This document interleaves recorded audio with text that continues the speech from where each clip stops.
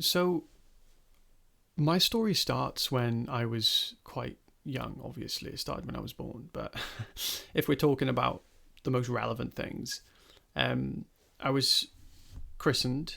My mum was Christian, kind of believed in God, but didn't really know what type of God. And I started to have synchronicities. And this is usually the thing that wakes people up the first thing that gives people this intuition as to actual experiencing things that are unexplainable, other than like just raw beliefs, is what people have told you. I remember distinctively on a bus, I thought something like Thomas the Tank Engine. And as I thought the thought, the kid with the Thomas the Tank Engine bag comes sat next to me. And I remember realizing, holy shit, I didn't say shit though, but that was what I was expressing. This happens all the time.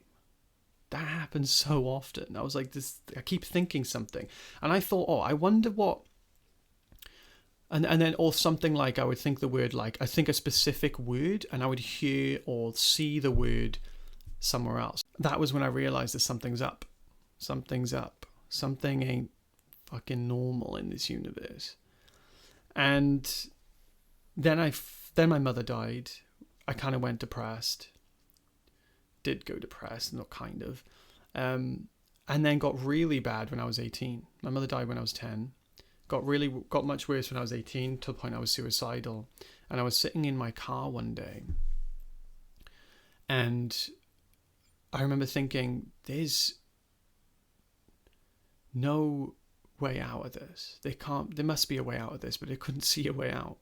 I was like, every single thing that I love, will love, have ever loved, has either died, disappeared, or will die or disappear or end. And I realized anything that I do will come to an end. Anything that I do, and I realized that, but endings for me have been all ended in misery. Like, no one loves it. No one loves things disappearing or dying. So I was like, well, what do I do? Like, there's just, what are you supposed to do? I'm like so depressed. I was like, I can't see this getting any better at this stage, because I already understand that things just die and disappear, and, you know, life is just full of suffering. So I was like, am I just going to live that way until I die? And I was like, there's no other way. So I thought to myself, well, either I find a way out, or I'll just kill myself. And there was two plausible options. I mean, it made sense. It made sense because feeling that way wasn't nice. So killing myself would have been a pretty good option, actually. So then what happened was, I thought, well, there must be some wise man somewhere. Like, there must be some wise man, whether he's in a fucking mountain, whether he's in a cave. There must be someone somewhere that has a clue of how I can solve this problem. It's the biggest problem that we ever find in existence. It's the problem of suffering. It's the only problem there is, and it's not really a problem. It's a self-created problem that can be self-solved. So basically, think of it like this. I was sitting in my car, and the next thought that I had was a reminder of Steve Jobs saying, the two things that changed my life was reading the book Be Here Now and taking LSD. And it just came to me. I thought, well, where do I start? And then it was that quote.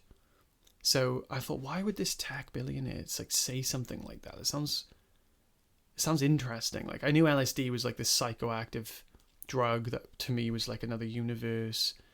And then reading the book Be Here Now, like, if you don't, at the time I didn't know what spirituality was. If you heard the words Be Here Now, it's like, be here now. It's got this ring to it. It's got this like weird vibe that's like really like interesting and curious and intriguing. And I just thought, fuck it, I'm going to try that. So I did. And LSD absolutely took me to, I put it this way, I started experimenting then with LSD and doing basically what Ram Dass did. I just followed in his footsteps to a T, everything. I took LSD, I experimented with it. I realized, because I took LSD first and I had this extremely profound, I experienced the universe. I experienced what life really is. There's no other way of putting it. I experienced what the Matrix is, how the world is, that there's only one being and everything is God. But I came back from that experience so traumatized because I didn't... You've got to think of it, right? Let's pretend that you're like this fish or this mitochondria, is that what they're called? And then all of a sudden you've been given a human brain and taken into the fucking galaxy, right? And that happened, that fish, that little mitochondria didn't just grow gradually over time. You just take it from one to the other instantaneously. It fucking, that would blow that little, the experiencer of the mitochondria to come back from that, back to little mitochondria. His mind is fucking blown. His mind is literally blown. It's just like, too much. It's like too much for that little mitochondria to process in that little mitochondria brain, having all that memory of that experience. It doesn't know what to do with it. So it made me worse because I didn't want to be one with everything. I wanted to be this little individual sufferer who was scared of everything. So my individual identity was crumbling at that point. And guess what? The only experience of death there is the death of the individual entity. There's no death in existence. Nothing, you cannot actually, when I say there's no death, there's no experience of death in existence. So you can't actually experience death, right? If by death we mean the disappearance of our existence. You can, however, experience the appearance of the disappearance of your existence. And that's what ego death is. You're experiencing the individual identity dissolve. You're experiencing literally the thing that you think you are disappearing. That is what an ego death is. It's not, one say it's traumatizing, because it isn't, but it's fucking horrible. So I realized, though, but there's something I needed in there. Like, I felt like it was like there's something I experienced. I couldn't really remember it, because I crammed it back into my subconscious because I didn't want to face it. But I suffered every single day, and I knew that somehow it was going to help me. So I took it again and again and again and again. And I took so much LSD that one day I was in my bedroom, and I can't explain it here. I've explained this in another video about hell. But I experienced eternal hell, eternal limbo. So it started with hell by decision, which is hell by multiple choice questions, and every time and the moral questions of like, who do you kill, the family or the child, the baby or the whatever, like just moral questions that feel horrible, and you're being judged every time. And every time you get the question wrong, which every answer I got was wrong, obviously, you would plunge deeper and deeper into hell. And then when you get to the bottom, I experienced every single possible lifetime that I've ever lived. So if you think of like the multiverse, this is where I realized the multiverse exists, because I experienced all the good lifetimes. The good lifetimes, the energy is less dense, so they go very quickly. They're like very quick, and the lower the vibration of the lifetime, the slower the experience is. So you've got to think like the lighter and less dense the lifetime was in its energy and vibration, the quicker you experience it. It's pleasurable, it's fun. And then gradually you get slower and slower. Can you think of it like slower and slower, more dense, less vibration, more heavy energy, and you start experiencing the worst possible suffering you could ever imagine. It's beyond what you could possibly imagine. That's what hell is. Hell is not what you can imagine. If you can imagine it, it isn't hell. That's the point. You see what I mean? So you start experiencing lifetimes that are the worst vibration, the lowest vibration. And once you get out of somehow, I don't know how you can complete infinite lifetimes of the lowest vibration, but somehow it ended.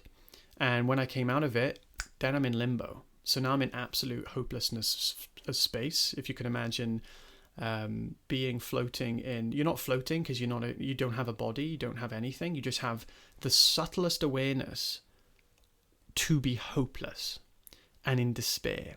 And it's pure disparity, if you want to call it that, pure despair. And pure despair is infinite. You're in infinite pure despairness. And a second of infinity is the same as 10 billion years in infinity, right? The infinity, like infinity is infinite. So let's say, for example, now I was to tap you on the head and you were to go into infinity. That experience of the time in that infinity is going to be the same. And if you were just there for a second, like I just popped you on the head and you just went into infinity for like literally a second of this time, it's the same amount of feeling experience as it would be if you were to be 2 hours in that infinity, or 2 billion years of this time in that infinity. I hope that makes sense. Because when you're in that level of despair, there's nothing. You are trapped and you cannot get out. Imagine infinity amount of time feeling like you're trapped and you can't get out. That was it for infinity. Came out of that, then experienced every form of human suffering that has ever existed. Experienced feeling the suffering, then experiencing the suffering as if it was like I had caused the suffering. So there was two aspects to it. Experiencing the suffering like I was the victim of every single form of suffering that's ever happened. Then I experienced as if I had caused that suffering to everything that has ever existed. Like I was the perpetrator, I was the criminal, I was the rapist, I was the murderer, I was the everything you could possibly think that had done every single possible thing that has ever made anyone suffer. And I was the perpetrator of it. I'd done it all. And I'll tell you, after experiencing every possible lifetime of suffering, after experiencing limbo and hell, after experiencing all of this stuff, or after experiencing all the suffering that has ever existed on earth, the most painful, the most traumatizing, the worst aspect of that entire everything I've just shared was nothing compared to the pain and suffering of the guilt and shame of having caused that suffering. And that's when I realized that is the most suffering you can ever feel, is the pain and suffering for doing what you've done. So anyway, I'm at this stage and I am suffering, the most suffering that you could ever possibly imagine. And I'm begging to be forgiven. I am begging to be forgiven. All I wanted, obviously, was to be forgiven. And I'm laying on my bedroom floor and I am just, my face is like into the floor and I'm just crying. And I'm like banging the floor like this, just like clawing it, just in absolute, just despair. More despair. I don't know how you can get more despair than there was before, but begging for forgiveness. And I realized that nothing's going to be able to forgive me. I was like, who am I waiting? I was begging. I was like praying that there's like a God or an angel that could like see everything I did and just go, I accept you and I forgive you for that. And there was nothing. There was no angels out there. There's no God out there that was going to come down with smite me with his forgiveness. It was nothing. Because and there was no one else that could forgive me, because how am I going to, who is going to forgive someone? Someone has to be aware of the thing you did in order to forgive you. I couldn't make someone aware of every single thing that I did, because that was I can't say to someone, hey, by the way, I caused all pain and suffering. They can't comprehend that. They could be like, oh, don't worry, I forgive you. But it's like, they don't really know what you've done in that sense. So they can't forgive you. It doesn't work. You have to be forgiven. Someone has to fully know what you did and accept and love you anyway. And that was what I was looking for. And I realized in this moment that there's no one else that can give that to me other than myself, because I'm the only one who knew what I did. I know the only one who knew what I experienced and what was happening. And I realized that, I can forgive myself. So I just forgive myself. And when I forgive myself, I realized the only thing that could give that level of forgiveness would be God. And then I realized, but the only one who could have suffered all those things could have been God. And I realized the only one that could have caused all those things would be God. And then it hit me, if I am all those things and I am everything and I've just forgiven the entire existence, then I must be the universe. I must be everything. I must be God. I must not be this individual entity. I must have been all those people, all those things, all those doings, all those actions, all those things, every single thing that could possibly be, period. I must be that. and I've just forgiven it, and I've just let it all happen. And I realize that is all that's happening, is that there's just this loving being, this loving God, this loving consciousness that is everything, and it's constantly just wanting everything to be. That is life. That is everything. That is all there is. That is just that is just what life is. That is what existence is. It is just, it just loves. It just wants everything to be. There's no discrimination. It wants everything to be. That is the ultimate love. That is the ultimate forgiveness. It's pre-forgiven everything for existing. I realized I didn't really forgive anything. I am already forgiveness. I've already said, hey, by the way, everything existing, you're already free to exist. There's nothing to forgive after that. That's the point of existence. It's pre-forgiving. It doesn't care about what you've done or what happens. It's just giving everything the opportunity to be. And then I went into just this cosmic state of universal, I don't know what you want to call it. To me now, states aren't, there's not states anymore. There's not, I wanted to make a video specifically on this because we're not really looking for this cosmic intelligent state. I thought that you're supposed to, but you're not. Any state is a state, and any state is a state of mind. A state comes and a state goes. We're not looking for a state of mind. We're actually looking to be that loving intelligence that wants whatever happens to happen. So not that we allow destruction to happen around us. On the contrary, we wouldn't want that. Because what we want is love and intelligence. We want to spread that same loving intelligence. If there's a place that loving intelligence isn't, we want to spread it there. And if there's destruction or disharmony or conflict is okay, but the lack of resolution of conflict or harm, our intuition is going to be to find a way to fill that place with the love that it needs. Because ultimately, any destruction that's happening is caused because of a lack of that knowing, a lack of that understanding. If that understanding was there wouldn't be that lack of harmony. So, beyond this point, I was essentially greeted by the older version of myself while looking into a mirror, and he told me to go and explore the world. He told me to basically, he's like, you got some healing to do after that. He's like, that's going to traumatize you. You're going to have to work through that. Didn't say it in those words, obviously. And basically, that was the nutshell. He's like, you'll forget a lot of this, but you'll be left with a lot of trauma. And you'll have the trauma of basically the suffering, basically, all the bad stuff. He's like, basically, you'll remember most, like 90% of the bad stuff that happened here. And you'll have to find a way to come back to this place, this loving place. He said you'll find a teacher and a guide. I did. He said that you're at the age of 25 or something like that. It'll be a big year. Something will happen. It did. Won't go into it now. We're already 20 minutes in. You just got to go out on your journey now. And then I came back and I kind of forgot most of it, and I was traumatized, and I had severe psychosis because I thought everything was trying to kill me.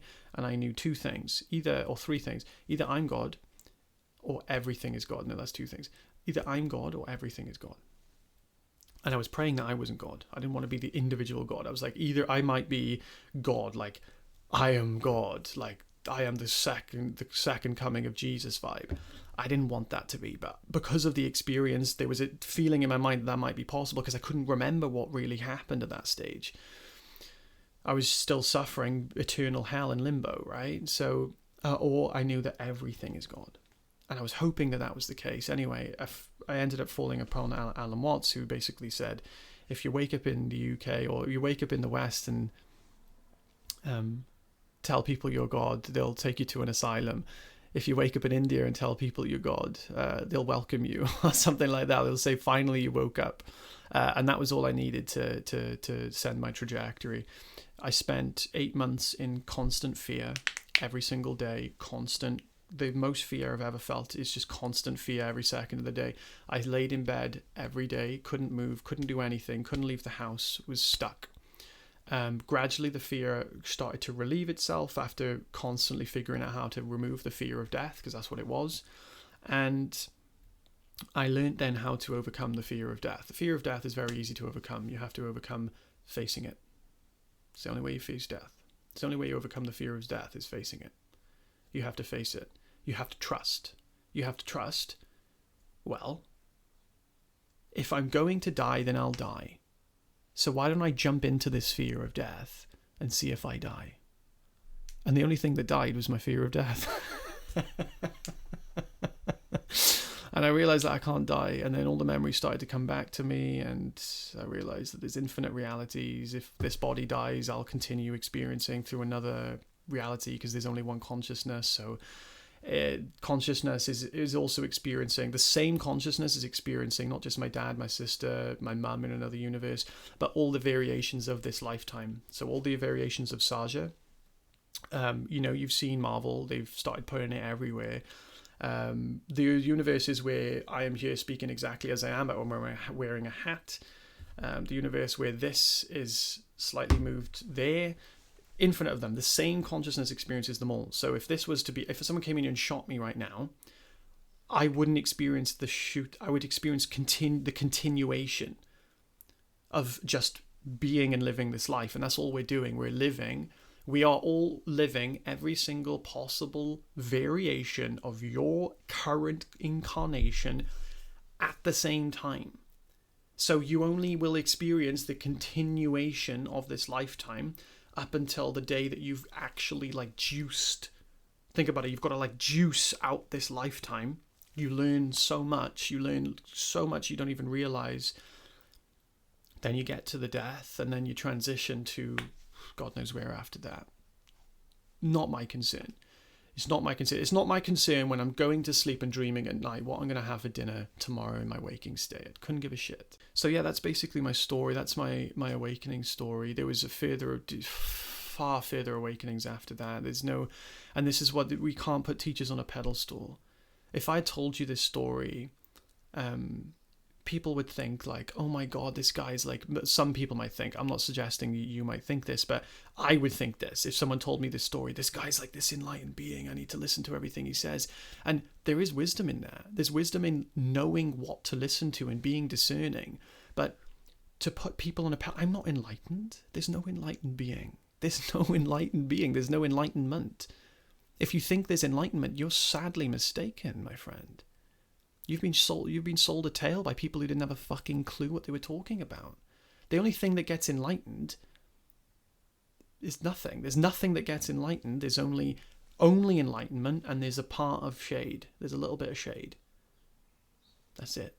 Because we're not even experiencing pure darkness. We're still, even though we're not fully awakened, even when we're in ignorance. And I mean ignorance by not knowing that we're an infinite being and that we share the consciousness and love with everything else in existence. That in fact there is nothing in existence but only this consciousness. We can get stuck there. We can get stuck on that. Basically, we just don't want to fall into the trap of putting people on a pedestal who that we think they're enlightened, that we think they know something, because they don't. And I made that mistake. When I met my teacher, Rupert, first thing I did was be like, this guy's enlightened. And oh my God, I need to listen to everything he said. And it was worth listening to everything he said, because one of the things he also said was to not put him on a pedestal. One of the things he said was to not claim him as an enlightened being, is to not do anything like that, and to position yourself as actually realizing my real awakening, really, above all other things, was actually realizing the lack of distance between me and my teacher. That realizing the lack of distance, I was to put him on the pedestal and think that he was the person I had to be. The real awakening was when I stopped that. Was when I realized that I am my own independent being. I am my own truth. Rupert's a human being just like I am. He's a loving, extremely intelligent human being, just like I am. And the same goes for you and for anyone else who watches this. And I don't imagine many people will watch this like today when I'm posting it, but I think this will be an important video for the future. Because I will keep it here for a long time. And whether my kids will watch it, that'll be funny. I'm 26 right now. And there's a lot of people waking up right now, maybe having similar experiences to me. And I think that this is the time for really speaking up about these experiences, but not making them these grandiose experiences. It's annoying for me that my experience was so fucking, for me, it was so huge, because it takes away from the, hold on a minute, but I don't want you to think about this kind of grand enlightenment experience, because my teacher never had one. My teacher, who I fucking know, because you can see it and you can feel it in everything he says. He doesn't share anything different from me, yet he's never had that same experience. We're not looking for an experience. We're simply looking to be complete. We need very few things. So one, know that we're not the body and the mind. Two, to know that we are actually consciousness or God, and that is all there is. And three, to know that on a provisionary level, everybody else that we appear to see shares the same consciousness.